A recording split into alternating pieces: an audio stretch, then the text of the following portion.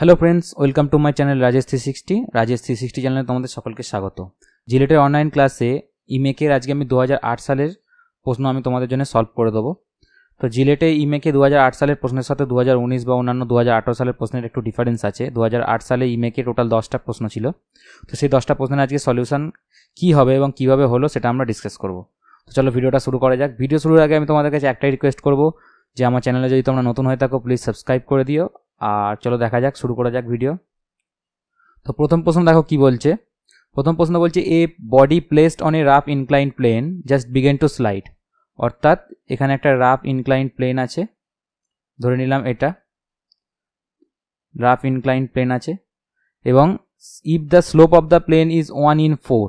এই কথার অর্থ হচ্ছে এটা 1 এবং এটা 4, অর্থাৎ অতিভুজটা 4 আর লম্বটা হচ্ছে 1 বোঝায়। আশা করি বুঝে গেলে এই কথার অর্থ কি, 1/4।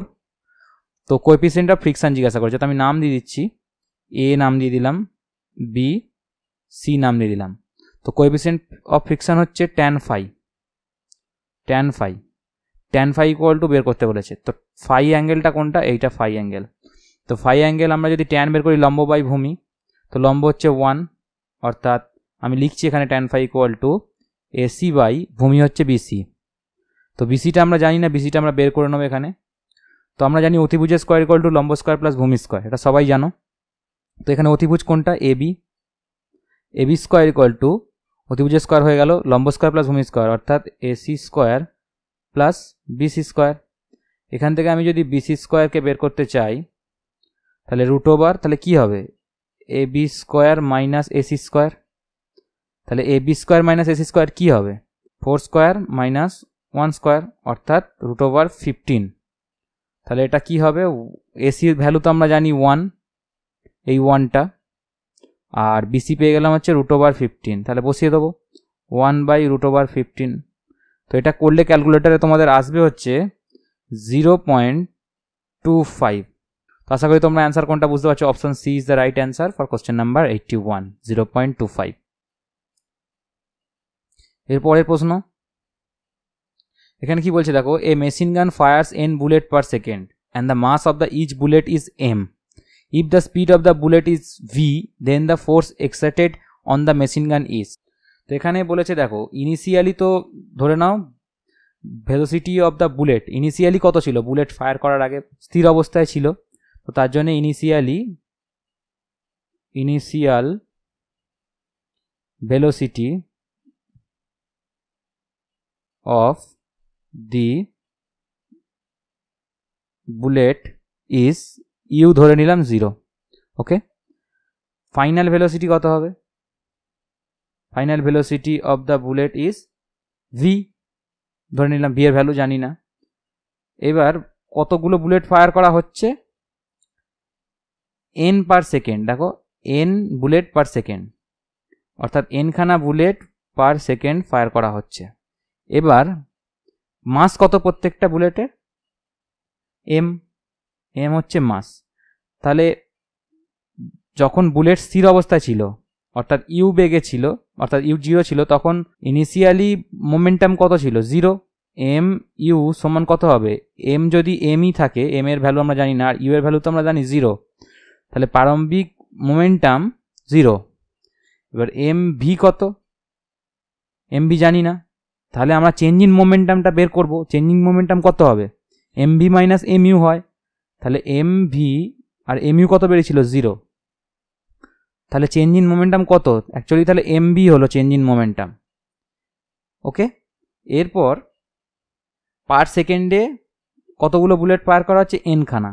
ওকে, তাহলে একখানা বুলেটের যদি মোমেন্টাম চেঞ্জ হয় এন ভি হয়, তাহলে এন খানা বুলেটের কতগুলো হবে, এন ইন্টু এম ভি, অর্থাৎ এন এম ভি। আশা করি তোমরা বুঝতে পারছো। এবার আরেকটা এখানে ব্যাপার আছে, কত ফোর্স এক্সার্ট করছে, অর্থাৎ এফ ইকুয়াল টু পার সেকেন্ডে বের করব।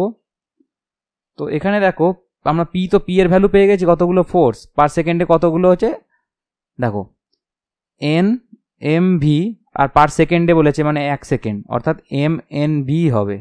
অর্থাৎ option C is the right answer for question number 82, MNV। এরপরের question, swimming is possible on account of. এটা তো তোমরা সবাই জানো যে option B is the right answer, third law of motion. তো নিউটনের থার্ড ল কি বলছে, প্রত্যেক ক্রিয়ার সমান ও বিপরীত প্রতিক্রিয়া আছে। অর্থাৎ তুমি যদি সাঁতার কাটার সময় জলের বিরুদ্ধে একটা ফোর্স প্রয়োগ করো, জলও তোমার বিরুদ্ধে একটা ফোর্স প্রয়োগ করবে এবং তুমি সাঁতার কেটে সামনের দিকে এগিয়ে যাবে। আশা করি আমার কথা বুঝতে পারলে, option B is the right answer. পরের প্রশ্ন, the velocity ratio of a differential pulley is. দেখো এটা তোমরা যতক্ষণ না সিম্পল মেশিন পড়ছো এবং ডিফারেন্সিয়াল পুলি কি জিনিস জানছো ততক্ষণ তোমরা এটা বুঝতে পারবে না। তো তোমাদের যখন আমি সিম্পল মেশিন পড়াবো ইঞ্জিনিয়ারিং মেকানিক্সে, এখন তো তোমার মোমেন্ট চলছে, আমি ডেফিনেটলি সিম্পল মেশিন পড়াবো, তখন তোমরা এটা আরও ক্লিয়ারলি বুঝতে পারবে। এখন তোমরা জাস্ট মুখস্থ রাখো, ভেলোসিটি রেশিও হয় হচ্ছে ডিফারেন্সিয়াল পুলির 2d/d - d। তো এখানে অপশান বি তার মানে রাইট অ্যান্সার। তো এক্সপ্লেনেশন যদি তোমরা দেখতে চাও প্লিজ কমেন্টে জানিও, আমি তোমাদের এক্সপ্লেন করে দেবো, অসুবিধা নেই। এর পরের প্রশ্ন হচ্ছে, the resultant in parallelogram law of force has maximum value when the angle between two force is equal to. তো এখানে বলতে চাইছে যে একটা parallelogram law of force maximum value যখন প্যারালোগ্রাম কিরম দেখতে হয়, সামান্তরিক, এটা একটা সামান্তরিক, এই সামান্তরিকে রেজাল্টেন্ট এটা ফোর্স, এটা হচ্ছে আর, ওকে। এবার এখানে বলেছে ম্যাক্সিমাম কত হবে ভ্যালু, অর্থাৎ আমরা জানি আর ইকুয়াল টু কি, যদি এটা ধরে নাও F1 আর এটা যদি F2 হয়, আর F1 আর F2 এর মধ্যে যে অ্যাঙ্গেলটা এটা যদি থিটা হয়, তাহলে আর ইকুয়াল টু আমরা কি জানি, resultant force R equal to F1 square plus F2 square plus 2F1 F2 cos theta, okay. তো এখানে জানতে চাইছে থিটার ভ্যালু কত হলে তবে এই ভ্যালুগুলো যদি সেমই থাকে অথচ বেশি হবে, থিটার ভ্যালুর ওপর ডিপেন্ড করছে। তো কস থিটার ভ্যালু সবসময় কত হয় জানো তোমরা, কস থিটার ভ্যালু ম্যাক্সিমাম হয় হচ্ছে 1। তো যখন কস থিটার ভ্যালু ম্যাক্সিমাম 1 হবে তখন 2F1 F2 সাথে 1 গুণ হবে। যদি তার থেকে কম হয়, কস থিটার ভ্যালু যদি কম হয় তাহলে কিন্তু কস থিটার ভ্যালু কম হলে 1 এর থেকে ছোট হয়ে যাবে, তো সেটা যখন 2F1 F2 সাথে গুণ হবে অটোমেটিক্যালি 2F1 F2টাও ছোট হয়ে যাবে। তো তোমরা বুঝতে পারছো যে এখানে cos থিটার সমান ভ্যালু যদি 1 হয় তখনই ম্যাক্সিমাম ভ্যালু আসছে। এবার cos থিটার ভ্যালু কখন 1 হয়, যখন থিটা ইকুয়াল টু কত হয়, থিটা ইকুয়াল টু 0 ডিগ্রি হয়। তো আশা করি তোমরা বুঝতে পারলে, তাহলে এখানে option C is the right answer, option C 0 degree. Next প্রশ্নটা একটু ইন্টারেস্টিং, তোমরা যদি আমার মোমেন্ট চ্যাপ্টারের ভিডিও না দেখে থাকো তো অতটা বুঝতে পারবে না, বাট যারা মোমেন্ট চ্যাপ্টার আমার দেখছে মেকানিক্সের ভিডিও এর আগে তারা অবশ্যই বুঝতে পারবে। তো না দেখে থাকলে লিঙ্ক আমি ডেসক্রিপশনে দিয়ে দেবো, অবশ্যই দেখে নেবে। তো দেখো এখানে কি বলেছে, if the base AB of triangle OAB represent the force, the moment of the force about the apex O of the triangle OAB is equal to. তো এখানে কি বলেছে আমি তোমাদের বোঝানোর চেষ্টা করছি। একটা বেস আছে বলছে, এখানে AB বেস বলেছে AB, এবার OAB রিপ্রেজেন্ট দ্য ফোর্স। তো এখানে একটা ত্রিভুজ আছে বলছে OAB, তো about the apex O the triangle OAB equal to. তো এখানে দেখো এখানে একটা AB ফোর্স আছে যেটা আমি P ধরে নিলাম, আর O পয়েন্টে এখানে মুভমেন্ট বার করার কথা বলেছে। তো আমি O পয়েন্টের সাথে পারপেন্ডিকুলার অ্যাঙ্গেল এঁকে নিলাম 90 ডিগ্রি। তো এই ফি ফোর্সের জন্যে ওতে যে মোমেন্টটা তৈরি হবে তার ভ্যালু হবে হচ্ছে, দেখো এইখান থেকে এই ডিস্টেন্সটা কত, moment equal to P into OP. তো পি এর ভ্যালু কত, এবি ধরেছিলাম পি সমান এবি, তাহলে এবি ইন্টু ওপি, এটাই হচ্ছে মোমেন্ট অ্যাবাউট ও, ওকে। তাহলে এটা হচ্ছে মোমেন্ট বেরোলো। এরপর তাহলে যদি আমি ট্রায়াঙ্গেলের এরিয়া বের করি তাহলে কত হবে, ট্রায়াঙ্গেলের এরিয়া তোমরা জানো হচ্ছে হাফ ভূমি ইন্টু উচ্চতা। ভূমি এখানে কত, এবি, উচ্চতা এখানে কোনটা, ও থেকে পি, তাহলে ওপি। তো এখানে তোমরা লক্ষ্য করো এবি আর ওপিতে দেখো সিমিলার, বাট এখানে শুধু জাস্ট হাফ আছে। তো আমরা যদি 2 দিয়ে গুণ করি, এখানে এই ট্রায়াঙ্গেলের যে এরিয়া বেরিয়েছে, এই ট্রায়াঙ্গেলের এরিয়াকে যদি আমরা 2 দিয়ে গুণ করি, অর্থাৎ 2 ইন্টু ট্রায়াঙ্গেলের এরিয়া, তাহলে half into 2 into AB into OP, তাহলে এখানে 2 কেটে গেল, তাহলে হলো কত, এবি ইন্টু ওপি। আশা করি তোমরা বুঝতে পারছো।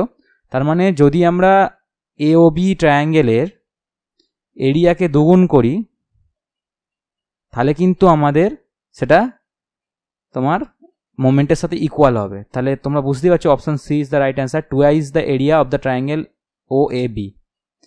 তো আমি পরের প্রশ্নে চলে যাচ্ছি। পরের প্রশ্ন কি বলছে দেখো, the section modulus of A rectangular section of about x x Axis is. তো এখানে একটা রেক্ট্যাঙ্গুলার সেকশন বলেছে, তো আমি একটা রেক্ট্যাঙ্গুলার সেকশন এঁকে নিচ্ছি তোমাদের সামনে। এটা হচ্ছে একটা রেক্ট্যাঙ্গুলার সেকশন।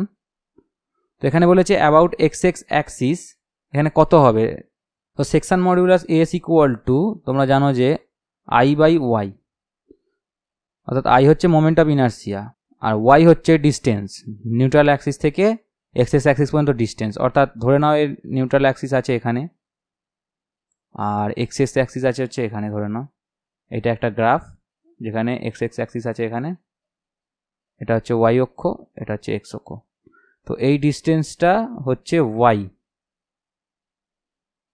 আর এখানে বলেই দিয়েছে where B equal to width আর ডি ইকুয়াল টু ডেপথ, অর্থাৎ এখানে বি আর ডি, অর্থাৎ এখানে যদি এটা বি হয় এটা হচ্ছে ডি এই ডিস্টেন্সটা, আর এটা হচ্ছে বি। তো এখানে আই ইকুয়াল টু আমরা জানি রেক্ট্যাঙ্গুলার ক্ষেত্রে কি হয়, মোমেন্ট অফ ইনার্সিয়া আই এর কি হয়, বিডি কিউ বাই 12 হয়, বিডি কিউ বাই 12। আর এখানে এইটা কত, ওয়াইটা এখানে কত হবে, D by 2, Y equal to D by 2। তাহলে এটা যদি আমরা এখানে S equal to I by Y হবে, রুট ওভার না, এখানে রুট ওভারটা ভুল লেখা হয়ে গেছে, এখানে রুট ওভার হবে না, আই বাই ওয়াই। তো এখানে এস ইকুয়াল টু তাহলে আই বাই ওয়াই করলে কি হবে, B D Q by 12 by D by 2। এটাকে যদি ফার্দার ক্যালকুলেশন করি আসবে হচ্ছে B D Q by 12 into 2 by D, তাহলে ডি ডি এখানে কেটে গেল, তাহলে কত হলো, তাহলে রাইট অ্যান্সার 2 বাই হচ্ছে 6, তাহলে হচ্ছে B D square by 6, this is the right answer. আশা করি তোমরা বুঝতে পারলে, তো option D is the right answer, B D square by 6। এর পরের কোশ্চেন দেখো, তো এখানে বলেছে time taken by a body reach the maximum height when the projected upwards is 3 second, the total time taken by the body of reach the ground is. তো এখানে তোমরা পরিষ্কার বুঝতে পারছো যে একটা আমরা বডিকে ছুঁড়ে দিয়েছি, সেটা একটা ঢিল হতে পারে, পাথর হতে পারে, আপওয়ার্ড ছুঁড়েছি অর্থাৎ উপর দিকে ভার্টিক্যালি ছুঁড়েছি এবং উপরে পৌঁছাতে তার 3 সেকেন্ড লেগেছে। তো পড়তে কতক্ষণ লাগবে টোটাল টাইমটা জিজ্ঞাসা করেছে, total time taken by the body reach the ground. তো এখানে বলেছে টোটাল টাইম জিজ্ঞাসা করেছে, মানে ছোড়া থেকে নিচে নামা অবধি টোটাল টাইম কত। তো এখানে টোটাল টাইম জিজ্ঞাসা করেছে কত, তো আমরা সেটা কীভাবে হিসেব করবো দেখো। প্রথমে আমরা ফর্মুলা কিছু কাজে লাগাবো, তোমাদের কিছু ফর্মুলা জানা খুবই দরকার। সেই ফর্মুলাগুলো হলো V equal to U minus GT, এটা হচ্ছে 1 নম্বর ফর্মুলা।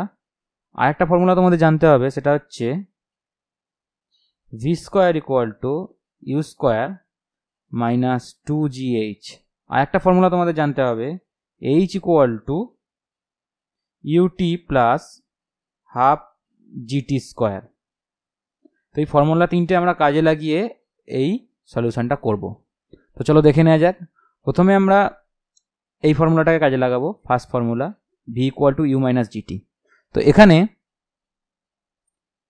ইউ ইকুয়াল টু আমরা বার করব।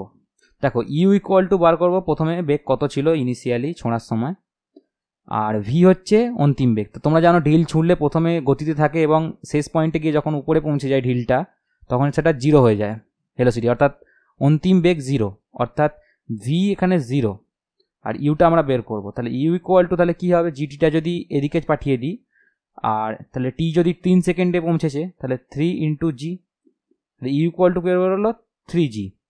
এবার এই ই ইকুয়াল টু 3gটা আমি এখানে বসিয়ে আমরা এখানে বের করে নেবো এইচটা। এইচটা কীভাবে বের করবো দেখো, H equal to U square by 2g।